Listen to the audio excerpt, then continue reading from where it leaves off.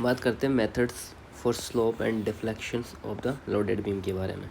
यहाँ लिख रखा है कि methods not used for the determining slope and deflection. तो रैंकाइन मेथड जो होता है वो यूज्ड नहीं होता है। तो मेथड देख लेते हैं जो यूज्ड होते हैं किसके लिए, डिफ्लेक्शंस ऑफ डिटरमिनेट्स बीम के लिए। पहला आता है मैकॉले मेथड, दूसरा आता है मोमेंट एरिया मेथड, तीसरा आता है डबल इंटीग्रेशन मेथड, चौथा आता है कास्टिग्लिआनो मेथड। अब इसकी सबसे पहले बात करते हैं मोमेंट एरिया मेथड के बारे में। इसके अंदर जो बीम कंसिडर की है वो loaded beam with distributed load है। उसके M/EI जो डायग्राम है वो ड्रॉन करता है फॉर द लोडेड बीम। तो इसमें फर्स्ट थ्योरम क्या आती है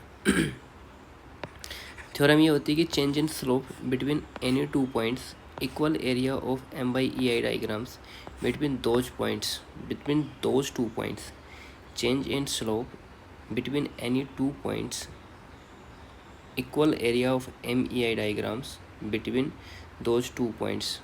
मोमेंट एरिया मेथड्स की दूसरी थ्योरम क्या बोलती हैं कि vertical deflections of the tangent at a point A with respect to the tangent extend from point B which is equal movement of under M/EI diagram between होता है point A and B के। Next की concept के बारे में बात करते हैं। पहला आता है स्लोप डिटर्मिनेशन, ये फॉर्म होता है एरिया ऑफ M/EI डायग्राम से। दूसरा आता है डिफ्लेक्शन डिटर्मिनेशन, ये होता है from movement of M/EI area से।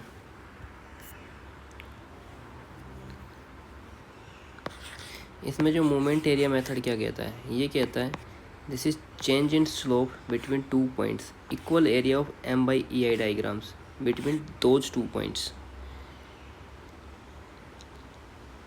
और नेक्स्ट थ्योरम बोल रही थी कि vertical deflections of the tangent at a point A with respect to the tangent from point B equal movement of area under M/EI diagram between A and B।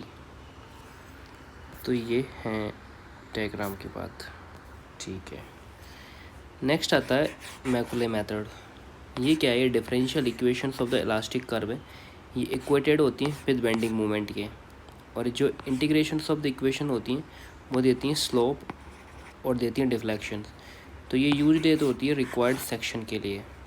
Next आता है Castigliano method. Castigliano method का purpose क्या होता है, ये determinations of the displacement in linear elastic systems के अंदर होती है, जो बेस्ड ऑन होता है पार्शियल डेरिवेटिव्स ऑफ एनर्जी के लिए। ये यूज्ड फॉर होता है डिटर्मिनेट स्ट्रक्चर के लिए, ठीक है। जो थ्योरम 1 क्या होता है मैं आपको बताता हूँ। Partial derivatives of the total strain energy with respect to the deflection होता है equal to applied force in the same direction होता है, del U minus del Y W होता है। थ्योरम 2 क्या होता है, ये partial derivative of the strain energy होती है with respect to the load and equal deflection at that point. So del U minus del WY del होता है। फाइनल कंक्लूजन क्या होता है, रैंकाइन मेथड्स यूज होता है इसके अंदर।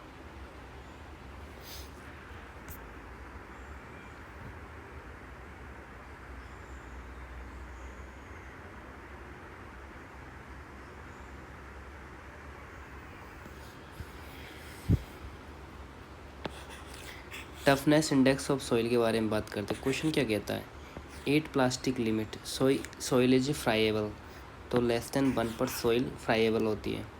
बात करते हैं टफनेस इंडेक्स की। इसकी डेफिनेशन होती है ratio of plasticity index to the flow index.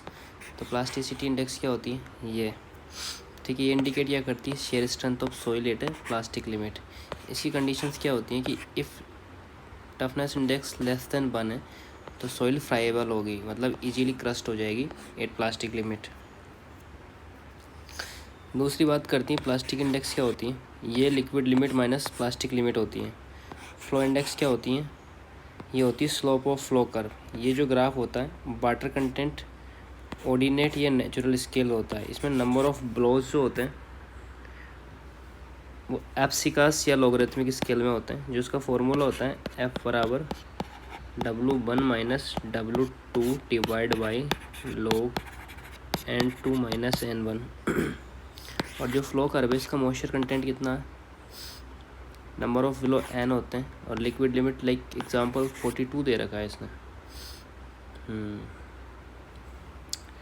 Next आता है कंसिस्टेंसी इंडेक्स। इसकी क्या डेफिनेशन होती है? This is the ratio of liquid limit minus natural water content होता है, उसको प्लास्टिसिटी इंडेक्स बोला जाता है, जो C बराबर होता है LL minus W divide by liquid limit minus natural water content minus plastic index होता है।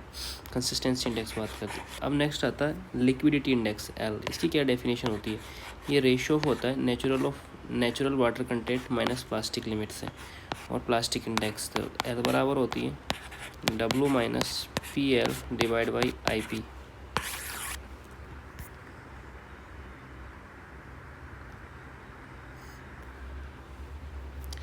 अब यहाँ बात करते हैं हाइड्रोलॉजिक फ्लड रूटिंग मेथड के बारे में। तो क्वेश्चन क्या कहता है कि hydrologic flood routing methods make use of hydrologic flood routing method make use of equations of the continuity only. अब बात करते हैं फ्लड रूटिंग के बारे में। तो इसकी क्या डेफिनेशन होती है? This is the technique of determining flood hydrographs at a section of river using flood flow data from one or more upstream sections. Technique of determining flood hydrograph at a section of river using flood flow data from one or more upstream sections. इसका purpose क्या होता है? इसका purpose होता है determine flood hydrograph at a river section. Next आता है hydraulic routing method. Hydraulic routing methods क्या होता है? इसका जो यूज होता है वो इक्वेशंस ऑफ द कंटिन्यूटी में होता है। ये एक सिंपलेस्ट फॉर्म होती है। Inflow to river reach equal होती है outflow of river reach and change of the storage के। तो जो आई बराबर होता है वो होता है O plus delta S by delta T होता है। तो टर्म्स एंड इक्वेशंस की बात करते हैं तो आई जो होती है average inflow and reaching during delta T होती है। Average outflow from reaching during delta T होती है। डेल्टा S क्या होता है? चेंज इन स्टोरेज होता है। डेल्टा T जो होता है टाइम इंटरवल होता है। अब बात करते हैं हाइड्रोलिक रूटिंग्स के बारे में। ये यूजेज होती है कंटिन्यूटी इक्वेशन में और यूज़ होती है मोमेंटम इक्वेशन टुगेदर के लिए। तो इसमें की डिफरेंस क्या होता है? ये हाइड्रोलिक रूटिंग होती है कंटिन्यूसली इक्वेशन ओनली के लिए। हाइड्रोलिक रूटिंग क्या होती है? ये कंटिन्यूटी प्लस मोमेंटम इक्वेशन होती है दोनों।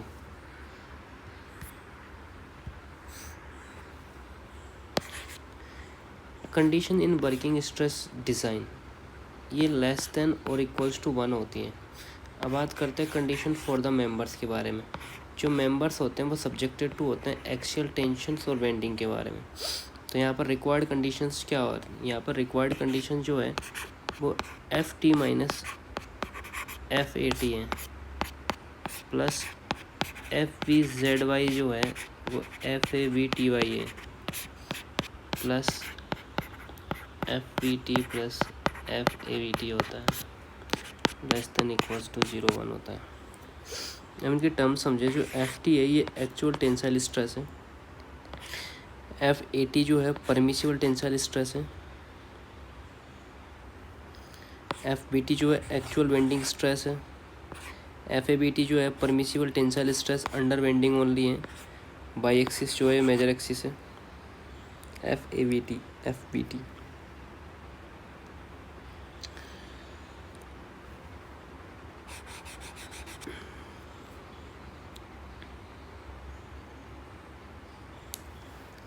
ये माइनर एक्सिस है। तो इम्पोर्टेंट पॉइंट क्या दे रखा है कि बियरिंग स्ट्रेस कंबाइंड विद होती है tensile stress and compressive stress के। तो कंसिडर क्या किया यहाँ पर? Bending stress and shear stress under most favourable loading conditions में। जो इफेक्टिव स्ट्रेस होता है FE, इसका फॉर्मूला क्या होता है? वो होता है FE is equals to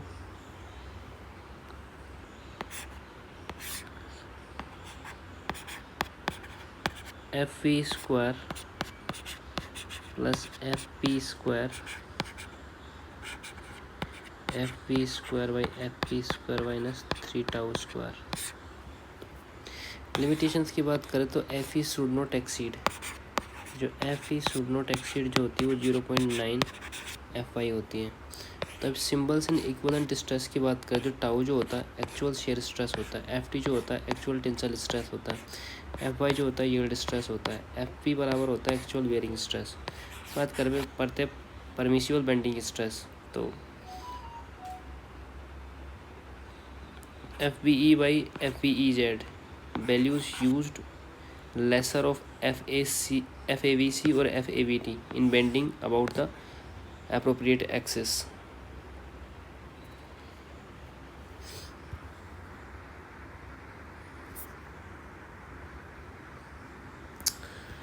next question दे रखा है कि soil having low values of the specific gravity,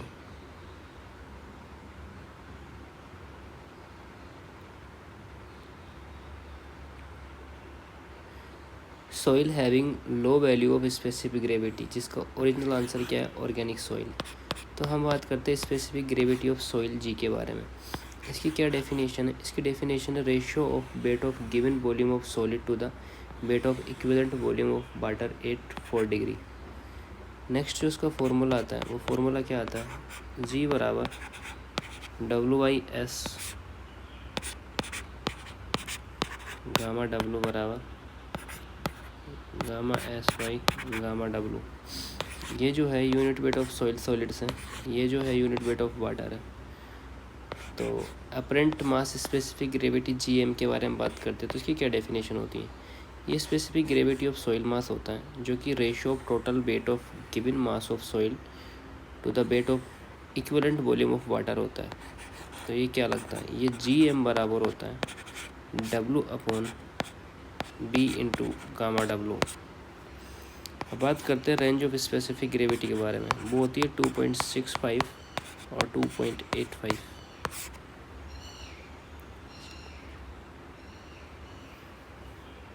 दूसरा आता है low specific gravity of soil. इसमें organic matter containing soil contain करता है, पोरस पार्टिकल सॉइल होती हैं, एंड जो स्पेसिफिक ग्रेविटी होती है मे बी बिलो होती है 2। तो high specific gravity of soil जो होती है वो सॉइल हैविंग हैवी सब्सटेंसेस होता है जिनके स्पेसिफिक ग्रेविटी अबव 3 होती हैं। तो इम्पोर्टेंट ऑब्जर्वेशन क्या है कि ऑर्गेनिक जो सॉइल जो है वो लो स्पेसिफिक ग्रेविटी है। Soil high in mica and iron जो होता है वो एक हायर स्पेसिफिक ग्रेविटी है। नेक्स्ट बात करते हैं हाईवे ज्योमेट्रिक डिज़ाइन स्पीड्स के बारे में। तो क्वेश्चन क्या कहता है कि percentile speeds adapted for the highway geometric design, वो होती है 98 परसेंटाइल स्पीड्स के बारे में। दूसरा आता है ज्योमेट्रिक डिज़ाइन स्पीड्स, ये अडेप्ट ऐसे की जाती है 98 परसेंटाइल ऑफ द स्पीड। तो नेक्स्ट बात करते हैं स्पीड डिस्ट्रीब्यूशंस कर्व के लिए। जो वर्टिकल एक्सिस जो होता है cumulative percentage of the vehicle होता है, और हॉरिजॉन्टल एक्सिस जो होता है वो स्पीड्स होता है। तो इम्पोर्टेंट परसेंटाइल स्पीड्स के बारे में बात करते हैं तो ये 15% of the percentile speed limits होती हैं। 85 परसेंटाइल स्पीड सेफ स्पीड होती है, 98th परसेंटाइल डिज़ाइन स्पीड होती है। तो जो 95% जो होती है 98% ये एक डिज़ाइन स्पीड होती है, 85% है ये सेफ स्पीड है,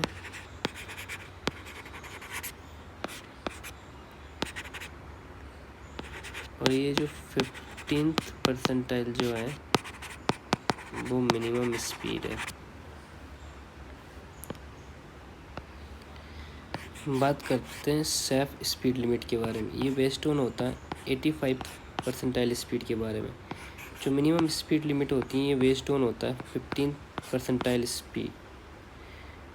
की पॉइंट्स के बारे में बात करते हैं। की पॉइंट्स क्या होता है कि हाईवे ज्योमेट्रिक डिज़ाइन जो होती है वो यूज़ होती है 98 परसेंटाइल स्पीड के लिए। सेफ ऑपरेटिंग स्पीड होती है यूज़ 85 परसेंटाइल स्पीड होती है। मिनिमम जो अलाउएबल स्पीड होती है वो यूज होती है 15 परसेंटाइल स्पीड के बराबर।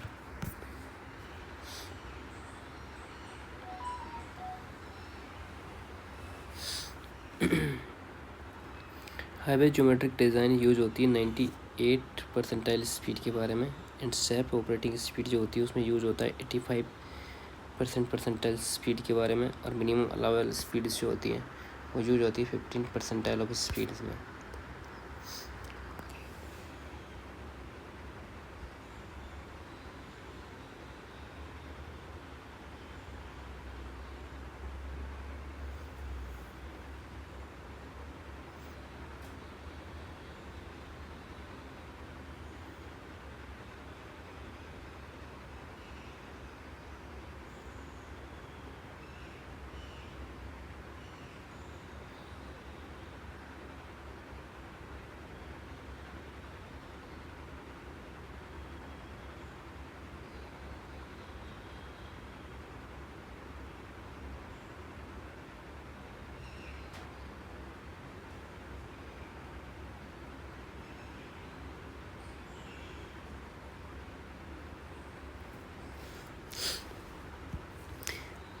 अब बात करते हैं डी अल्बर्ट प्रिंसिपल के बारे में। क्वेश्चन क्या कहता है, ये एक डायनामिक प्रॉब्लम है, can be solve as a statically using d'Alembert principle. इसका एक बेसिक कंसेप्ट होता है। क्या होता है basic concept? Accelerating rigid body convert into the equivalent static system.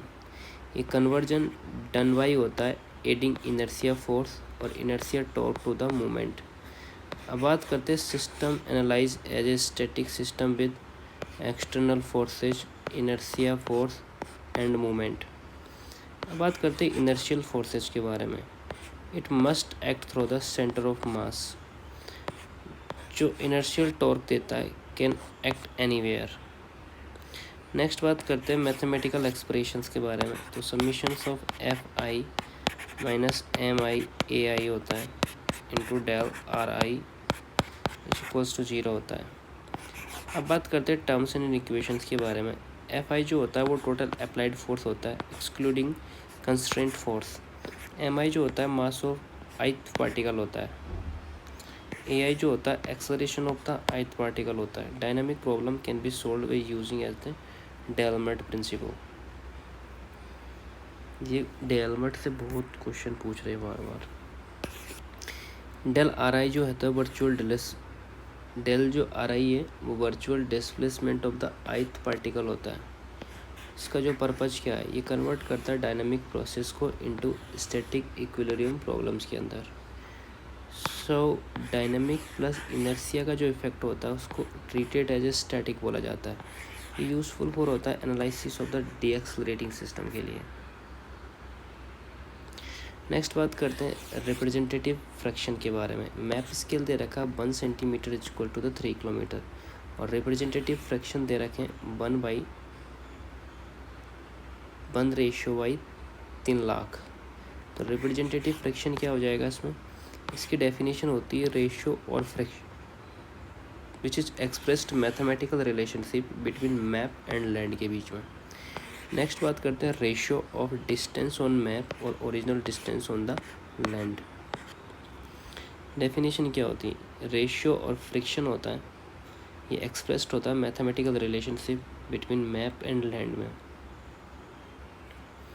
तो ये ratio of distance on map होता है और ओरिजिनल डिस्टेंस ऑन लैंड होता है। इसका फॉर्मूला की हम बात करें तो आर एफ जो होता है वो बराबर होता है distance on map divide by actual corresponding distance on the ground. अब यहाँ स्केल्स की बात करें तो ये फिक्स्ड रेशियो है, ये रिलेट्स होता है distance on plane to the corresponding distance on the ground. फिर यहाँ कैलकुलेशन की बात आती है 1 सेंटीमीटर इक्वल्स टू 3 किलोमीटर होता है। ये कन्वर्ट किलोमीटर इनटू सेंटीमीटर होता है, like 3 kilometre is equals to, ठीक है, और ये आर एफ बराबर हो जाएगा 1 सेंटीमीटर डिवाइड बाई, ये फाइनल आंसर है। तो यही तो पूछ रहा था।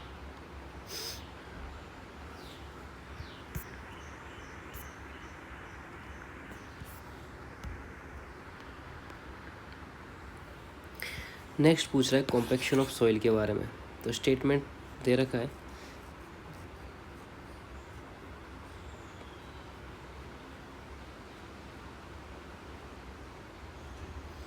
तो यहाँ it is the time dependent phenomena compaction of soil.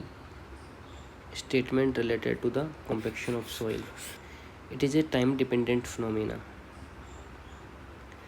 तो ये इनकरेक्ट होगा क्योंकि compaction is not time dependent.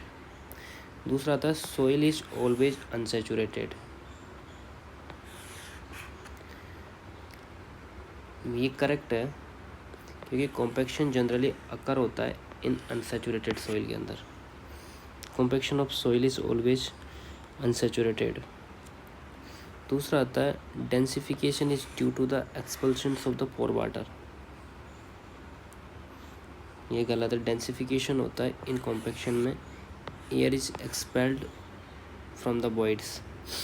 Next बात करते हैं कॉम्पैक्शन के बारे में।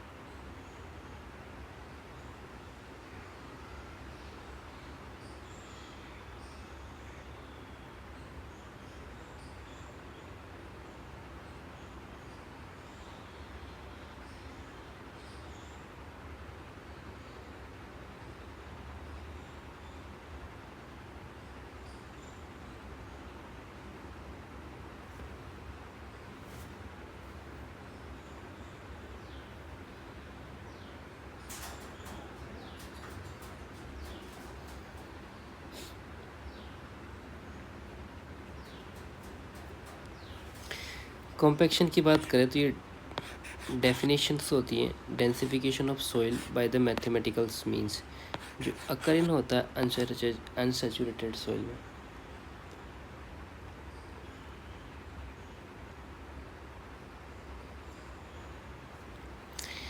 वॉइड रिडक्शन ड्यू टू होता है एक्सपल्शंस ऑफ द एयर। तो नेचर की बात करें तो ये एक इमीडिएट प्रोसेस है। ये कंपैरिजन भी तो करती है कंसोलिडेशन की। तो कॉम्पैक्शन जो होता है एयर एक्सपेल्ड होता है, अनसेचुरेटेड सॉइल होती है और नो टाइम डिपेंडेंट होती है, टाइम डिपेंडेंट नहीं होती है। तो कंसोलिडेशन जो होता है वो वाटर एक्सपेल्ड होता है, सेचुरेटेड सॉइल होती है और टाइम डिपेंडेंट होती है। नेक्स्ट आता है कॉम्पैक्शन वर्सेस कंसोलिडेशन के बारे में। तो कॉम्पैक्शन क्या कह रहा है यहाँ पर कि डेफिनेशन जो होती है वो compression of soil by expulsion of the air from the voids होता है।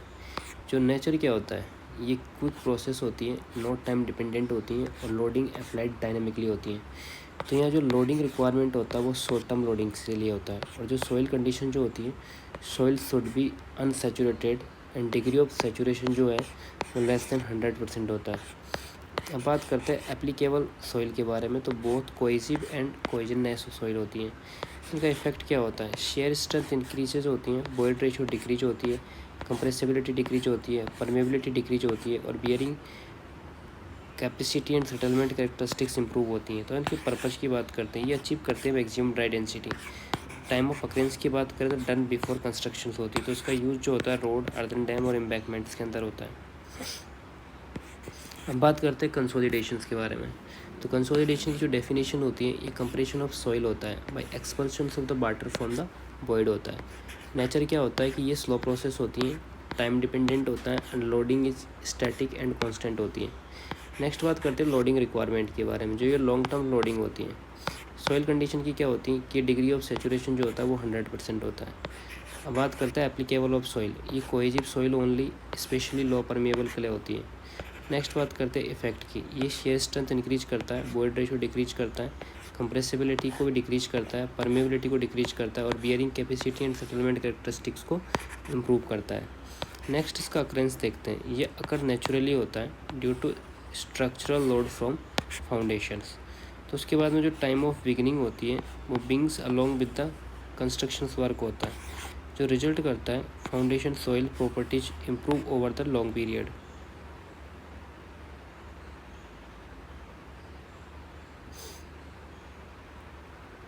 नेक्स्ट बात करते हैं की डिफरेंस। जो कॉम्पैक्शन ऑफ एयर जो होता है वो एक्सपेल्ड होता है, कंसोलिडेशन ऑफ वाटर ये भी एयर एक्सपेल्ड होता है, यहाँ वाटर एक्सपेल्ड होता है। कॉम्पैक्शन में क्या एक्सपेल्ड होता है, एयर, और कंसोलिडेशन में क्या एक्सपेल्ड होता है, वाटर।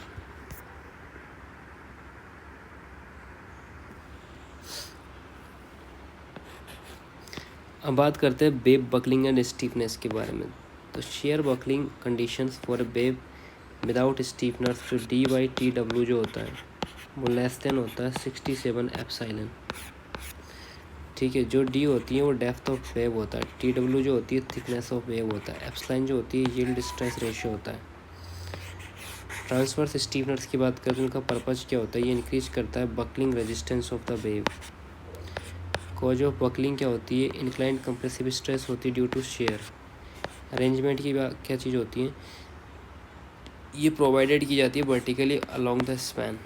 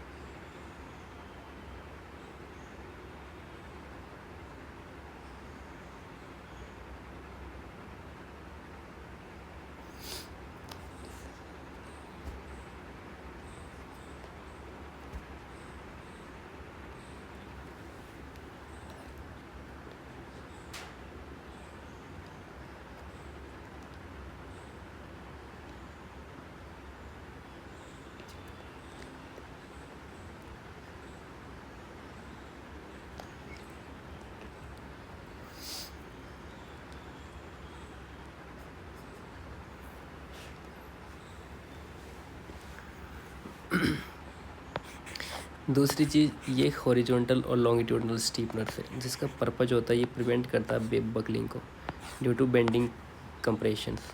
पोजीशन क्या होती है इसकी 8.0.2D पर 8.0.5D पर।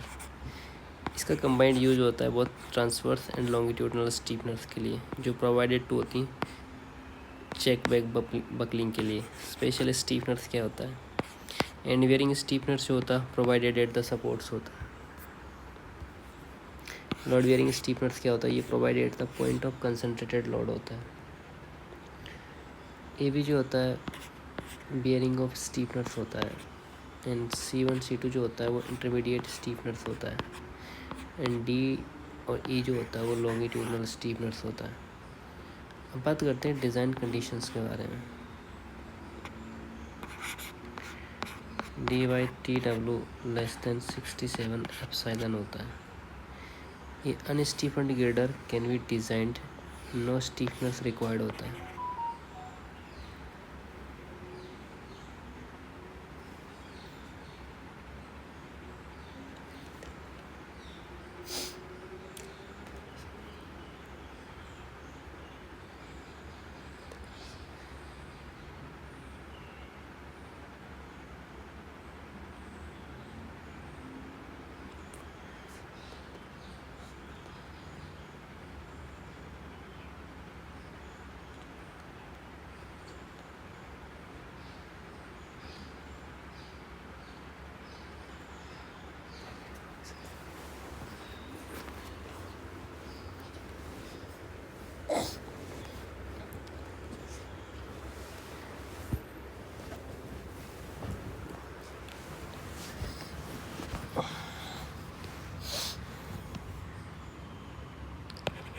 और dy/tw जो रेशो होता है 85 से लेके लेस देन 200 तक होता है, तो वर्टिकल स्टीफनर्स में भी प्रोवाइडेड C1 एंड C2। अगर dy/tw ratio less than 67 epsilon है तो अनस्टीफन्ड गिर्डर कैन बी डिजाइंड। ठीक है, नेक्स्ट आता है 200 से लेके 250 के बीच में होता है dy/tw रेशो। तो एक तो वर्टिकल स्टीफनर्स प्रोवाइड करते हैं प्लस लॉन्गिट्यूडनल स्टीफनर्स 0.2D पर। नेक्स्ट आता है कि 250 से लेके 345 के बीच में अगर रेशियो कोई होता है तो ये एक वर्टिकल स्टीफनर्स होता है। तो इसमें 2 लॉन्गिट्यूडनल स्टीफनर्स होते हैं 80.2D 80.25।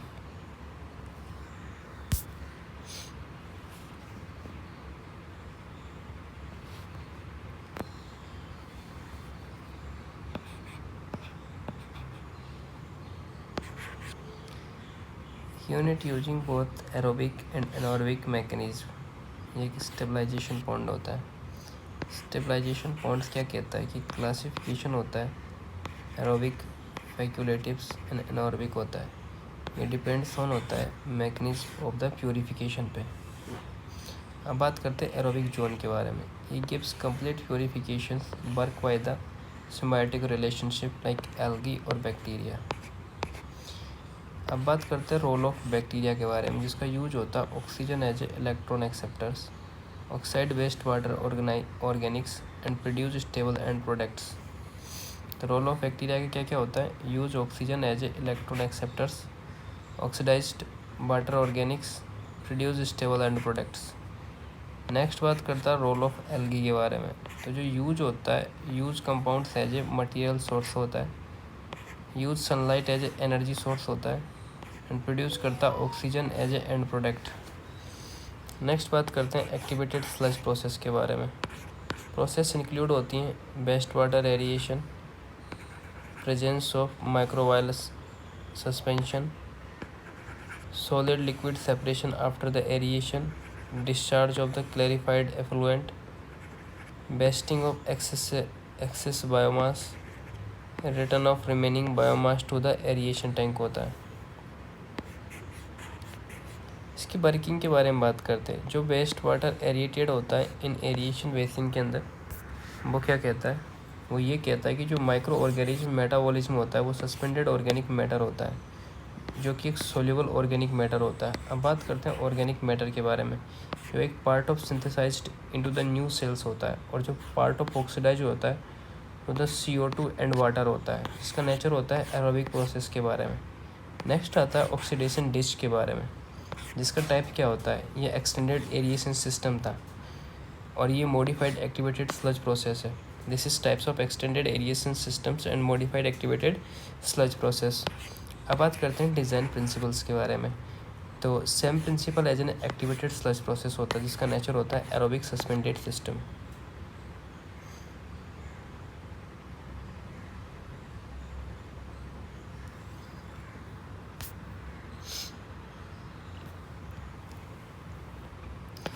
Waste water treatment process क्या होती है, ये ऑक्सीडेशन डिच होता है, जिसका टाइप्स होता है एक्सटेंडेड एरिएशन सिस्टम होता है, जो मॉडिफाइड करता है एक्टिवेटेड स्लज प्रोसेस को। एंड डिज़ाइन एंड ऑपरेशन की बात करें तो ये same principle as activated sludge process होता है, जिसका नेचर होता है एरोबिक सस्पेंडेड सिस्टम।